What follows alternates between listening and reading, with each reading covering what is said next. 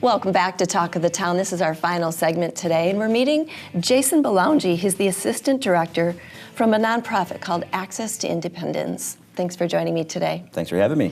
All right, Access to Independence. It's been around for 40 years, but I got to say I don't know much about it, so tell us a little bit about it. Sure. We are an organization that provides advocacy, resources, and services to people of any kind of disability and of all ages.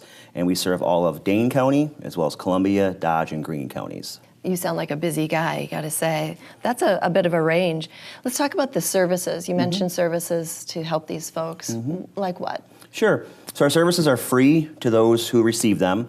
We do an array of things such as information and referral services. People can contact us. Our information is on the screen today by phone, email, or through our website, and contact us with disability-related questions or issues or concerns. We also provide peer support, so individuals with disabilities that we train to be mentors to other folks that we're working with to help them achieve their goals. We provide independent living skills training. So often one-on-one around skills such as cooking, budgeting, household maintenance, to help someone with a disability to either gain, maintain, or improve those skills.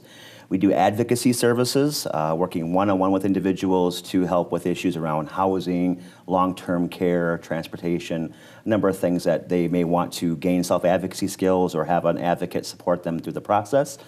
We also provide transition services, both related to individuals who are in nursing facilities or other institutional settings who want to relocate back to the community, as well as folks who are at risk of being put into an institutional placement due to an injury or a chronic illness, as well as transition for post-secondary age students with disabilities. So those who are 14 to 24 years old, who've left school and are looking for supports around and services around independent living, employment, education, and so on.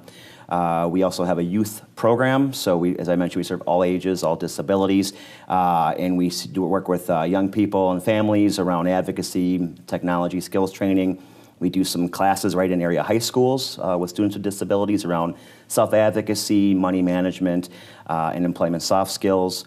We have a really robust assistive technology program. We have about 1,000 different devices that are free to try, whether at our office or anywhere in our 4-county region, and many items can be borrowed for free for a short period of time. And then we also do things like training, assistance with finding and selecting items, assessment for employment needs, things like that.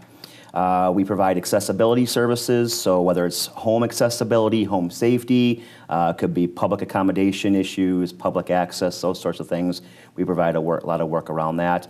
And then we also provide a deaf and hard of hearing program, services that I mentioned before, targeted for the deaf and hard of hearing community in our area. And then we also provide workshops and classes for that population as well.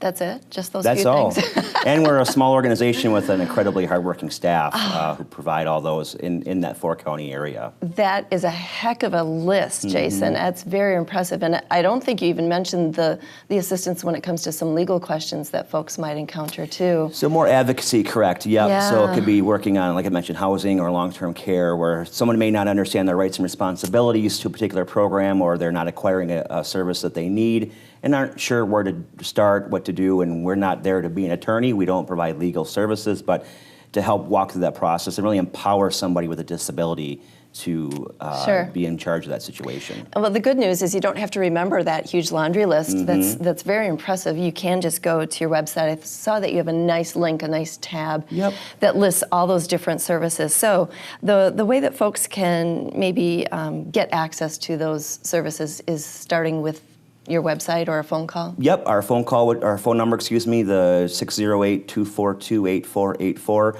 We're open Monday through Friday, 8:30 a.m. to 4:30 p.m. And we have an individual who provides intake each day. So if those who are interested want to know more, have an issue, can contact us, again, phone, email, or the website. If you're in an area, you're also able to pop in. Most of the time we have someone available for that situation. And I just wanted to mention, too, that we don't require individuals to come to our office in Madison. We serve 4 counties. Our staff go out into all 4 counties. So if you have transportation or mobility issues, issues, any difficulty coming to us will come to you, and we want to make sure we emphasize that. We do have to wrap up pretty soon. You're turning 40. You've been around helping folks for 40 years. You've got an event coming this fall to celebrate? We do. Artists Beyond Boundaries is the name of the event. We're going to be sharing the date and location in the coming days. But I wanted to make a note that artists with disabilities who would like to submit different works from a variety of media, check out our website and our Facebook page. We have the links for the application on there, and we're going to have a really nice event, likely downtown Madison, and there'll be some really cool opportunities for those who submit works of art to have those shared, and we are even going to include the top 12 choices through some judging into a 2019 calendar. So we're really excited about that. I encourage folks to submit art as well as look as far as coming to the event this fall. Lots going on. Thank you so much, Jason. Really nice to meet you, and thank you for helping our friends, our families, and our neighbors, too. Anytime. All right, well, that's it for our show today. We want to thank all of our guests for coming in, you for watching, and we'll see you next time right here on Wisconsin's 57 Television.